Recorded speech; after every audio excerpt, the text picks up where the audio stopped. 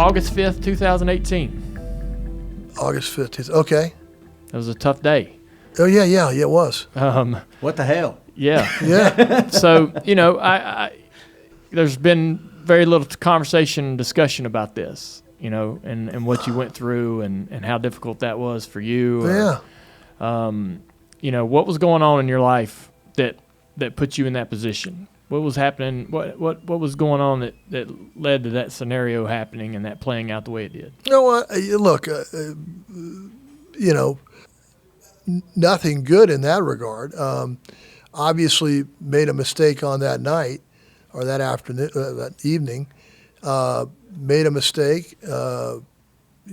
Can't happen, a mistake like that. Did happen. It's on me. Got that part, that's just something you can't do. And so it happened, and life moves on. So life moves on, but it's a massive issue for you. Something bad has happened for you. It's happening It's happening in a very public way. What were you most disappointed in? I suppose that you had to step away from this role. Were you kind of like, hey man, months later maybe that was a blessing in disguise for me to be removed from this position, for me to move on to a new chapter in my life? I needed a change. I wasn't going down a great road. What was? Yeah. Well, look, it turns out, I've got a lot of gratitude in my life because things have really worked out for me. That obviously was a dark moment, but caused me to look at some things that I was doing in my life that could have been done a lot better. In my health, number one. It allowed me to leave NASCAR. I think we did that in a really good way with the family. That was a right decision to make on both sides. That we needed. I needed to do something different and be more of a supporter. I'd had a 15-year run as the CEO. That's a long time. I don't like a messy ending like that. No one likes that, at least which is me. But I have to tell you, I couldn't be any happier with what I'm doing now, and being able to look back on what we did accomplish. And as I always say, it wasn't about me anyway. In terms of, people always say it's about my legacy and all this other stuff. I don't really look at it that way. We weren't trained to look at it that way as a family business. And I think it oddly, you learn how to get through some adversity, and that was tough. By the way, that was a tough time in my life. There's no doubt about that, and tough on my family, tough on Jim and Lisa, and put in that position. But if you do the next right thing, try to be the best version of yourself, which we always talked about at NASCAR. Yeah, you overcome things like that. And right now, I don't think there could be anything better. I've got a cool life. I get to work with only the people I want to work with, only on the projects I want to work on. Mm-hmm. Okay?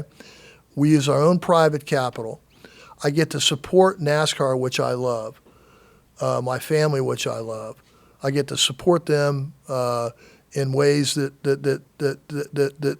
work for them and work for me. I had a long, good run at NASCAR. I don't look at it as an entitlement. I'm in, I'm out, I'm entitled, I'm not. It wasn't about that for me. So I was able to, absent the messy ending and absent some other decisions that you're going to make in a long run that you'd like to have back, I've had a pretty cool life. Was there a moment, was there time during the next couple of months where there was sadness about losing that position though? It's your identity. It's like stepping out of the car, but under messier terms. What was the first thing you did to turn your life around? Well, I had a pretty good life. I have a great wife. I have great kids. I've got a lot of interest that were always outside of NASCAR, which we always pursued. I got to accelerate those. Yeah. So, I worked at some things on my health that I needed to work on. I continue to do that. That's cool for me because it's a different part of, my life's gotten a lot bigger from August 5th, and I had a pretty big life before. Mm-hmm. It's a lot bigger now.